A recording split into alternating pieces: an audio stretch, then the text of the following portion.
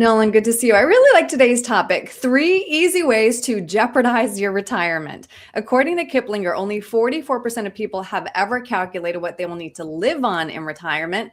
That, of course, should be step number one. And then you may want to rethink the way you spend before you retire to ensure you don't outlive your nest egg. So let's talk through those 3 common pitfalls.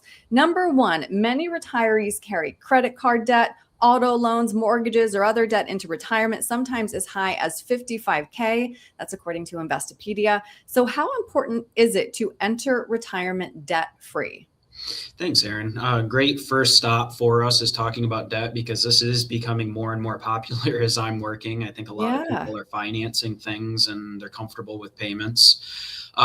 So I don't know. I think it depends on how your planning has gone. I mean, if you in retirement plan on Social Security and maybe a pension or maybe an annuity or some other income stream, affording you these debt payments, then it's maybe not incredibly important to clear them up before you retire. But for Mhm. most retirees, what they're trying to do is get their monthly expenses as low as possible Right. before they pull the trigger on retiring because they're in their highest earning years Mhm. possible.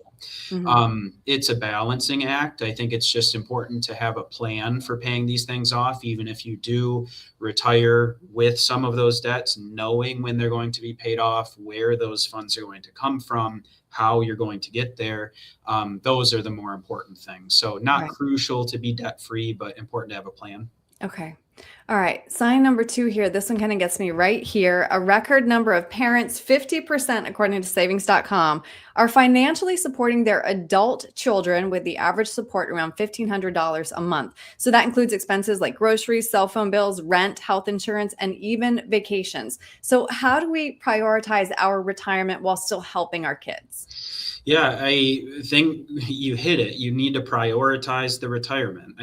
There are a limited amount of dollars that you have for an unknown amount of time. Right. And I understand a lot wanting to take care of your own kids. But one thing that the kids will have to do if you spend all your money on them is take care of you at the end of your life. Right. That's a very important balancing act because your kids may not have the capacity to do so. You need to make sure that your money is not only used for your family, but also for you.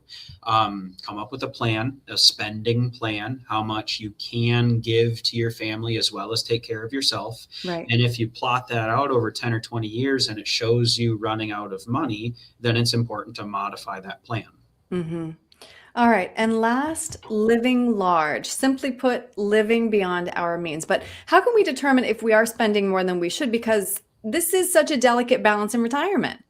Yeah, and it becomes a little more difficult over your working years too. I think that checking in semi-frequently on your funds and how they're invested is important.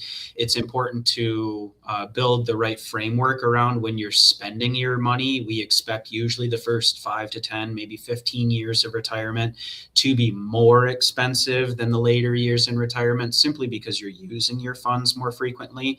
But living beyond your means, living large, is different than having some planned retirement expenses. What Mhm. you don't want to do is you don't want to every single year have these, oh no, I ran out of my emergency fund. I did this vacation. I did this unknown expense. And then they continue to pile up Right. year after year. That's when Mhm. it can kind of catch you by surprise. And when after 10 or 20 years, you may be running a little bit lower than you were expecting. Mhm. Right. It's so important to kind of know about these pitfalls that are, really common these days. Of course, we understand as parents, Nolan, helping your kids. But the point is, when you have that plan first, everything else just kind of falls into place. So if somebody would like to sit down with you, create this plan, what's the best way to reach you?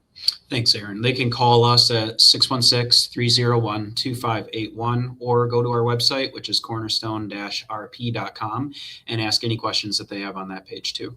Great. Nolan, thank you. Thanks, Erin.